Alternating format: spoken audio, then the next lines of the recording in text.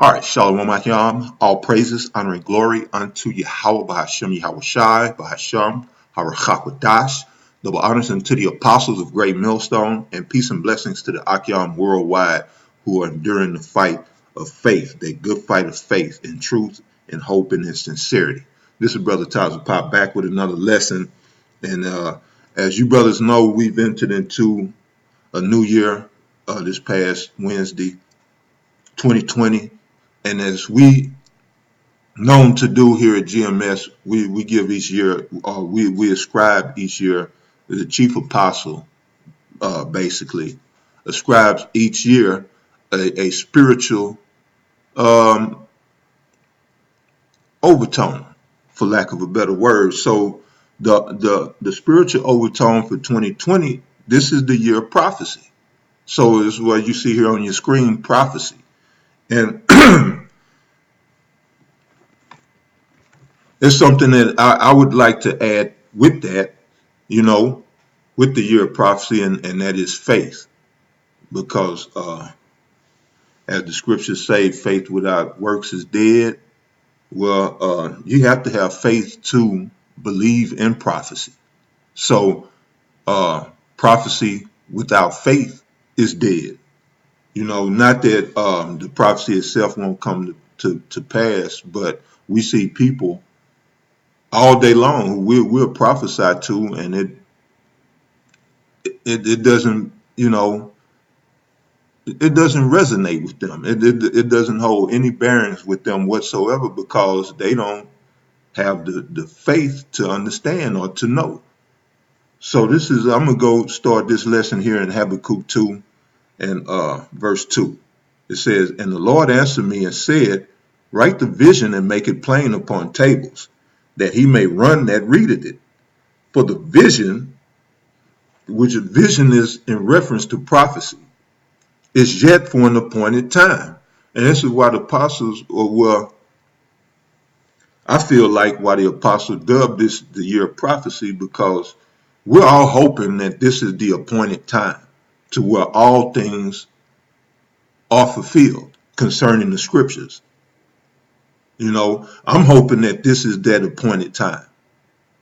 Now it says, "For the vision is yet for an appointed time, but at the end it shall speak." And though we see certain prophecies speaking now more than ever, there's still a few major prophecies that we are waiting on to be fulfilled. You know, and just to throw it out there, you got the mark of the beast, which is a reality, but we're waiting for that mandation, or for it to be mandated to where there is no other choice. See, right now you have choices. You can use debit, cash.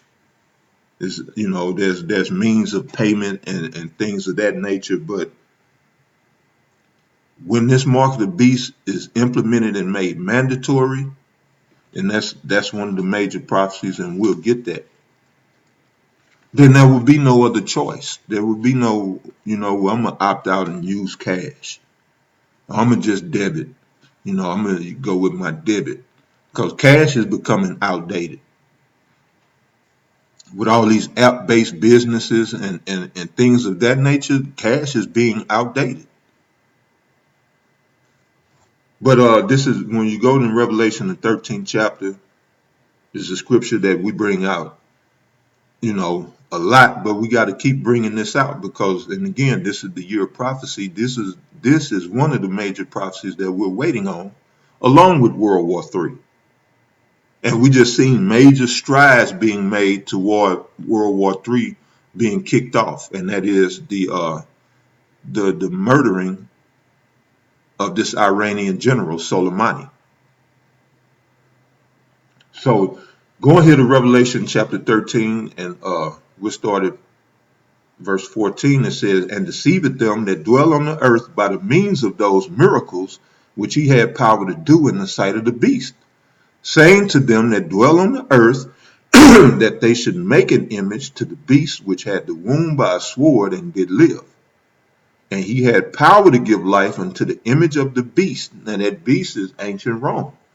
So He had power to give life to this image, this likeness of ancient Rome. So he has re, rebuilt, or he has created a modern day society in the image of ancient Rome.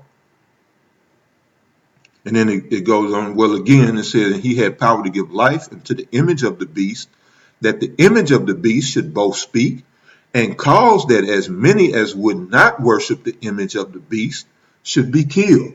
See, now that's making it mandatory. If you do not worship the image of the beast, you should be put to death. But here's the point. Salaki, and he calls it all, both small and great, rich and poor, free and bond, to receive a mark in their right hand or in their foreheads, and that no man might buy or sell, save he that had the mark, or the name of the beast, or the number of his name, which that mark is the RFID microchip. And when you go into this word here for mark, in the Greek, that word was translated from the Greek word charagma. Charagma means something inserted. Going back to the root, charax, which charax means to inject by means of a syringe or something of that type, but like a syringe. That's how the chip would be placed in people, through a syringe. That's the mark of the beast, that charagma. So that's one of the major prophecies. It's beginning to speak, but people gonna really fully realize it when that is made mandatory, as the scriptures say, and he calls it all to receive that mark. Regardless of you small or great, rich or poor, free or bond, you will be presented with that mark. And you're gonna have to take it at the risk of being put to death for not taking it, or being incarcerated and tortured, or just being ostracized from society as a whole. But right, that mark is a major prophecy that we're looking to be fulfilled. Now, going back to Habakkuk, it says, verse 3, Habakkuk chapter 2, verse 3, for the vision is yet for an appointed time. So the Most High has a appointed time that all things shall be fulfilled. And this is what we look for, being in that right spirit. We hasten the day of the Lord. As others they put far away the evil day, because the day of the Lord will be darkness and not light. Several scriptures on that. That you far away the evil day, and then you have us who hasten the day.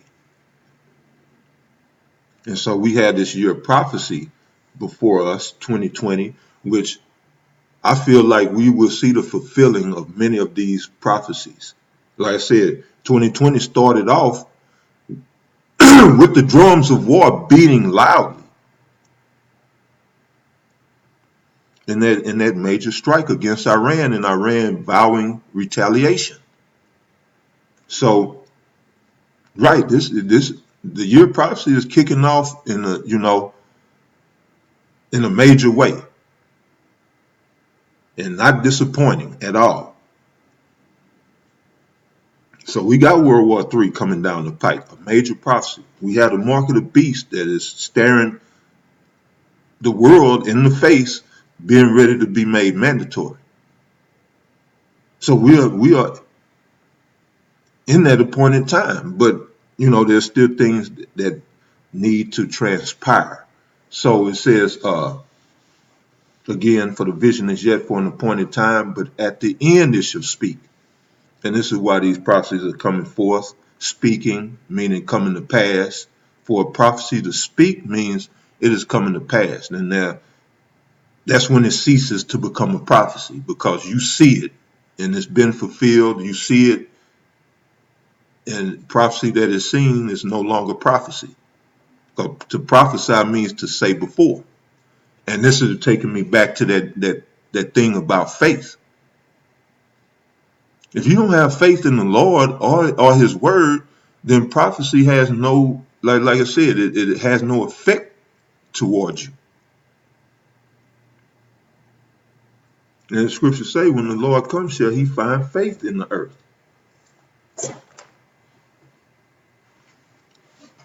You know, faith shall be found with the faithful elect and none other. That's it. But you're reading on,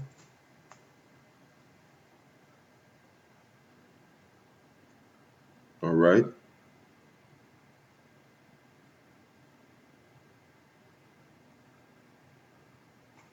Salakia. All right, reading on, it says, uh, but at the end it shall speak and not lie. Though it tarry, wait for it, because it will surely come, it will not tarry. So, there's been some tarrying. Like I said, that RFID has been out for a while now. But right now we see that the making it mandatory is becoming an increasing reality because of all of the measures that's been put in place to support this RFID microchip. So like measures such as the 5G that's getting ready to roll out, and then again I mentioned all the app-based businesses. Well, now you got the chip. Pretty much it's gonna make your smartphone obsolete. And people gonna get chips in their hand. People gonna get chips in their head where they can receive direct calls from people, where they can either speak or think a thought and have it manifest. So these are the measures being put in place that's supporting this RFID microchip and this new society that Esau has envisioned, you know, to bring about. So it says to finish this out. Well, that's it. That's it. It will not tarry. So I mentioned Esau's vision. So we got to go to Job chapter 20. You understand? Because it said that it speaks about him and his plans. So I want to just bring that out real briefly. It says, let me go straight to the point here.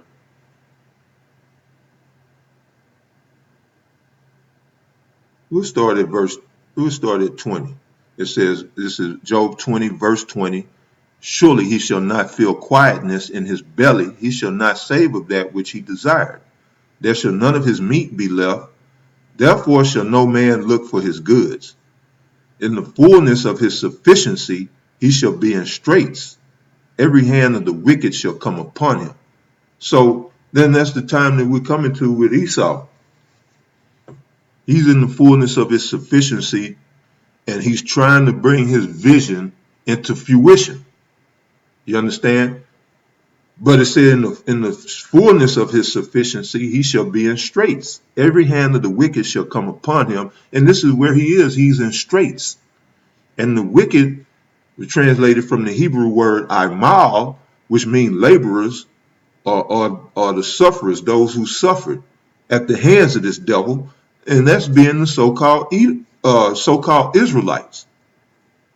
Because we know that all the other nations have been in cahoots with Esau in the oppressing of us Israelites. So those, when it referred to the wicked, is referring to the Israelites. And it says, verse 23, when he is about to fill his belly, the Most High shall cast the fury of his wrath upon him and shall rain it upon him while he is eating. So, yeah, this is what's happening. Everything that Esau had planned and had foreseen and envisioned, where the Most High is bringing it to naught, bringing it to ruin. You know, that brings me to Zechariah, and it says here, Zechariah 14, and hitting the point, verse 12. It said, "This shall be the plague wherewith the Lord will smite all the people that have fought against Jerusalem. Their flesh shall consume away while they stand upon their feet." And that's referring to this nuclear destruction. Another prophecy that we're looking to be fulfilled. And it goes on to say, "And their eyes shall consume away in their holes, and their tongue shall consume away in their mouth." And that's referring to, because just like Chief Apostle Tahar said, years ago, your eyes and your tongue are flesh. So why did it go and specify the eyes and the tongue when it already said their flesh shall consume away while they stand on their feet? Because the eyes are in reference to vision. And it's talking about that vision. These Edomites make plans for 2050,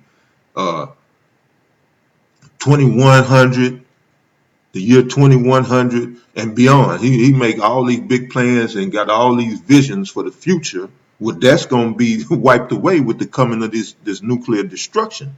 And the tongue, of course, is referring to their proud speech.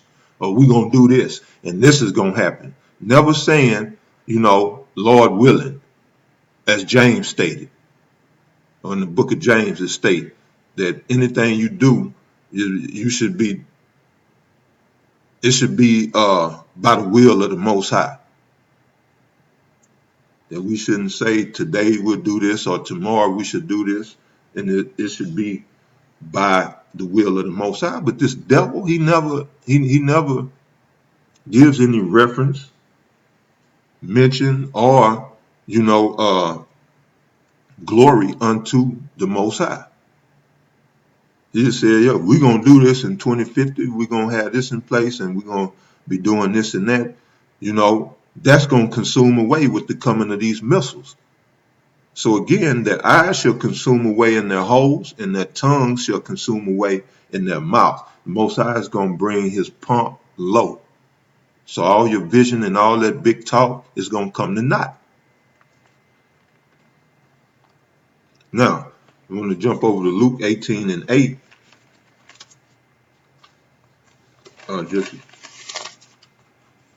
Just to hit on this about faith, The faith is a major part of prophecy.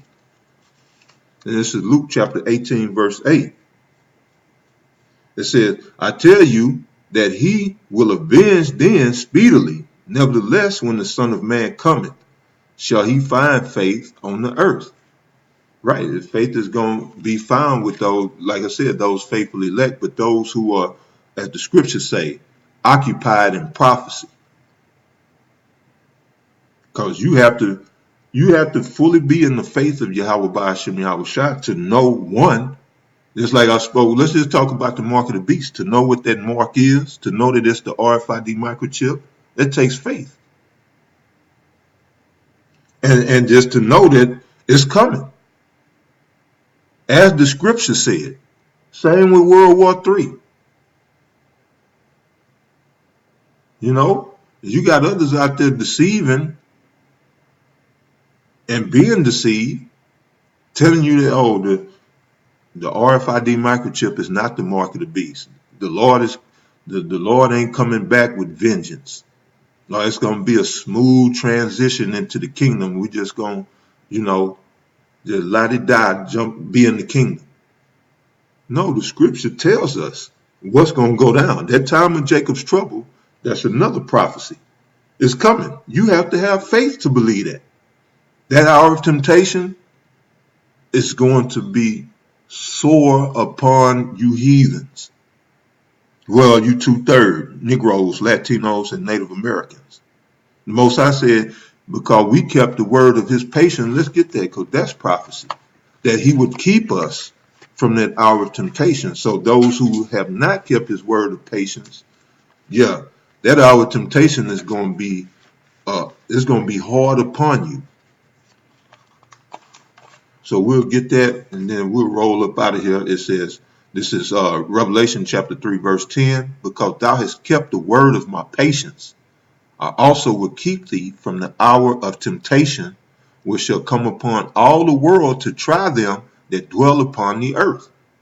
So if it's coming upon all of the world, if this hour of temptation is to come upon all the world, what's their verdict going to be in that hour of temptation? Because the Most High saying he's only going to be with those who kept his word of patience.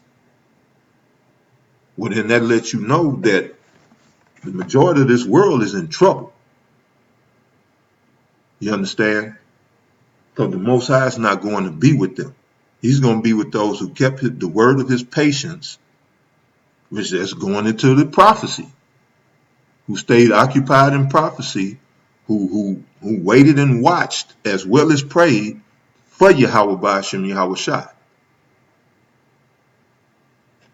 So, yeah, along with this year of prophecy, I just want brothers to understand that this is also, it's going to be the testing of our faith this year. Or 2020 will see the testing of a lot of brothers' faith, to where they never been tested before. Because with the fulfilling of these prophecies come certain, or come more trials and temptations. You understand? So our faith is going to have to be A1. And yeah, I just wanted to share that and go into that with you brothers, that the year of prophecy is going to call for great faith, because we see these prophecies being fulfilled. And so, hey, this just might be the year where we see the concentration camps and the whole 9 yards.